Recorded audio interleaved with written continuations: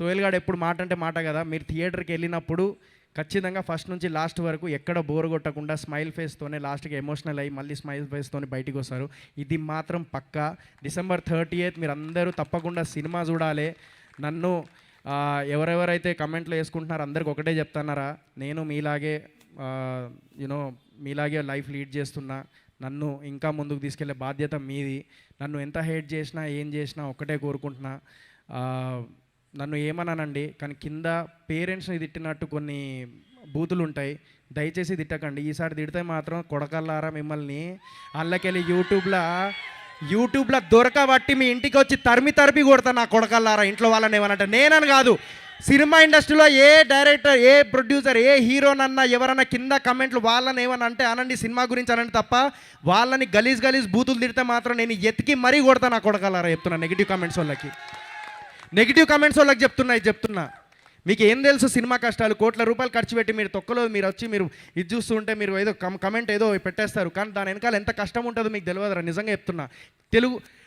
పెట్టకండి కమెంట్లు, negative comments. నాకనే కాదు, ఏ హీరోకైనా ఏ సినిమాకైనా ఎవ్వరికి కమెంట్లు పెట్టకండి. అట్లాంటి ఇంట్లో వాళ్ళని తిట్టుడేంది గలీజ్గా బూతులు కింద. నేను ఒక్కొక్కసారి చూస్తాను గలీజ్ ఇంట్లో వాళ్ళని అమ్మా నాన్నని తిట్టినట్టు పెడతారన్న. నిజంగా చెప్తున్నా, అది కరెక్ట్ కాదు, అది పద్ధతి కాదు. నీకు సినిమా నచ్చలేదా? ఓకే, సినిమా ఇట్లా ట్రైలర్ ఇట్లుంది, ఈడు ఇట్లా కాదు, ఓకే అనండి, అంతవరకే చాలు, నేను యాక్సెప్ట్ చేస్తాను. కానీ ఇంట్లో వాళ్ళని తిట్టకండి దయచేసి. అది ఒక్కటే చెప్తున్నాను మీ అందరికీ, ఓకేనా?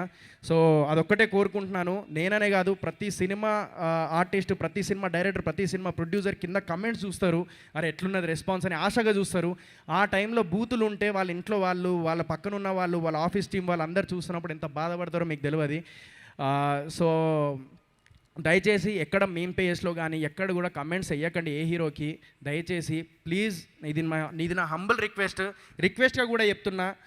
మళ్ళీ పెడితే మాత్రం దొరకబట్టి కొడతా గంతే. అండ్ February 2 బూట్కట్ బాలరాజు అనే సినిమా వెళ్ళి థియేటర్లో చూడాలని తెలుగు ప్రజలందరికీ కోరుకుంటున్నాను. ఒకవేళ నేను లైఫ్లో ఇంతవరకు ఏమన్నా జీవితంలో తప్పు చేసి ఉంటే నన్ను క్షమించండి. నా సినిమా నా కోసం కాకపోయినా మా పాషాబాయ్, నేనేందు మళ్ళీ సంపాదించాను కానీ నా పాషాబాయ్ కోసమన్నా సినిమా నడవాలని మనస్ఫూర్తిగా కోరుకుంటున్నాను.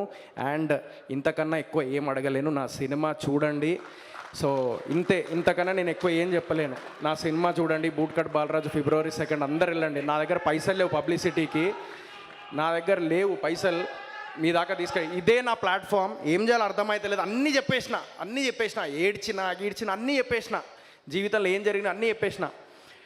నా సినిమా చూడరు అంతే, ఇంతకన్నా నేను ఎక్కువ ఏం చెప్పా. Bootcut Balaraju February 2. Thank you.